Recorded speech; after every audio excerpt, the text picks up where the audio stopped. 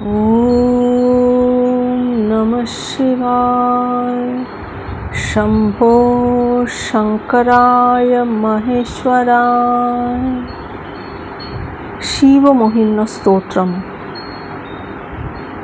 मंत्र 14। अकांड ब्रह्मांड क्षय चकित देवासुर कृपा विधेयस्यासीज्य श्रीनयन विशंसाहृतवतः सकल्माषः कंठे तव न कुरुते न श्रियमहो विकारोऽपि श्लाघ्यो भुवन भयभङ्गव्यसनिनः।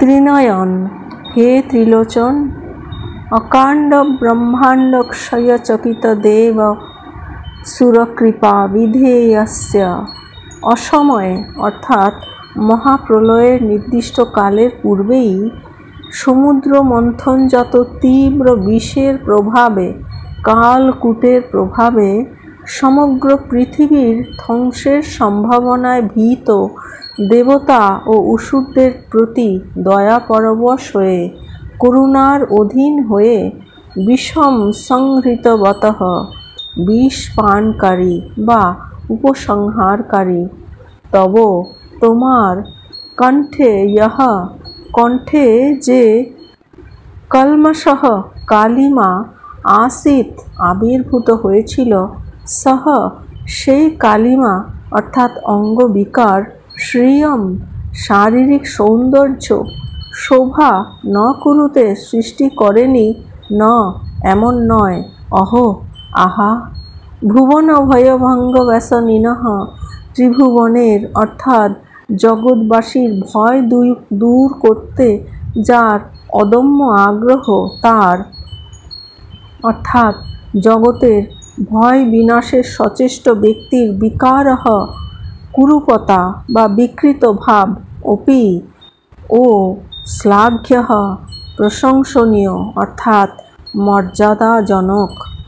হে ত্রিনয়ন, সমুদ্র মন্থনে বিষ উত্থিত হলে অসময়ে ব্রহ্মাণ্ড ধ্বংস হবার ভয়ে চকিত দেবাসুরগণের প্রতি কৃপা পরবশত তুমি বিষ সংহার করেছিলে অর্থাৎ পান করেছিলে।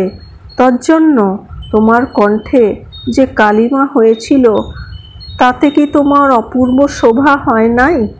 আহা ত্রিভুবনের ভয় বিনাশকারীর অঙ্গ বিকারও প্রশংসনীয়। হে ত্রিলোচন, তীব্র বিষের জ্বালায় অসময়ে সমগ্র পৃথিবীর ধ্বংসের সম্ভাবনায় ভীত দেবতা ও অসুরদের প্রতি দয়া পরবশ হয়ে বিষ পানকারী তোমার কণ্ঠে যে কালিমা দেখা দিয়েছিল সেই কালিমা বা অঙ্গবিকার যে তোমার শারীরিক সৌন্দর্য সৃষ্টি করেনি এমন নয় অর্থাৎ অবশ্যই করেছিল। আহা বিশ্ববাসীর ভয় দূর করতে যার অদম্য আগ্রহ তার কুরুপতাও মর্যাদাজনক। পুরাণের কাহিনী অমৃত ইত্যাদি লাভের আশায় দেবতা ও অসুর উভয়ে মিলে আরম্ভ করেছিলেন সমুদ্র মন্থন। মন্থনের ফলে যেমন উত্থিত হয়েছিল বিভিন্ন মূল্যবান সামগ্রী তেমনি উদ্গত হয়েছিল উৎকট বিষ ফলাহল। সমুদ্র মন্থনজাত বিষের পরিণাম ও তীব্রতা এত ভয়ঙ্কর ছিল যে সমস্ত ব্রহ্মাণ্ড ধ্বংস হয়ে যাওয়ার উপক্রম হয়েছিল।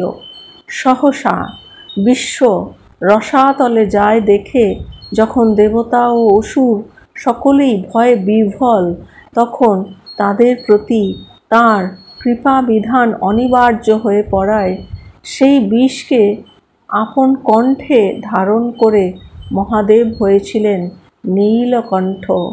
তার কণ্ঠদেশ নীল হয়ে গিয়ে তার রূপ কি বিকৃত হয়ে গেল?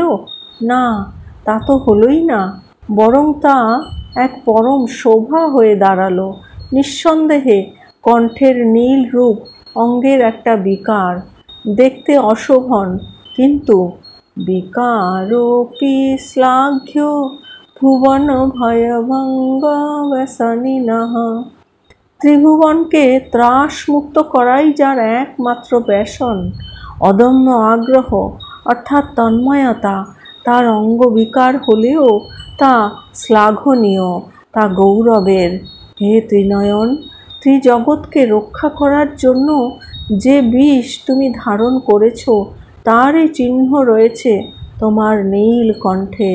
এতে তোমার অঙ্গের সৌন্দর্যহানি হয়নি, বরং গৌরব বৃদ্ধি হয়েছে। সকলে দেখছে ভগবানের কি কৃপা যে তিনি জগৎকে বিনাশ থেকে রক্ষা করার জন্য নিজে সেই বিষকে কণ্ঠে ধারণ করেছেন। ওম শান্তি শান্তি শান্তি। হরি ওম তৎসৎ। শ্রী শিবার্পণমস্তু।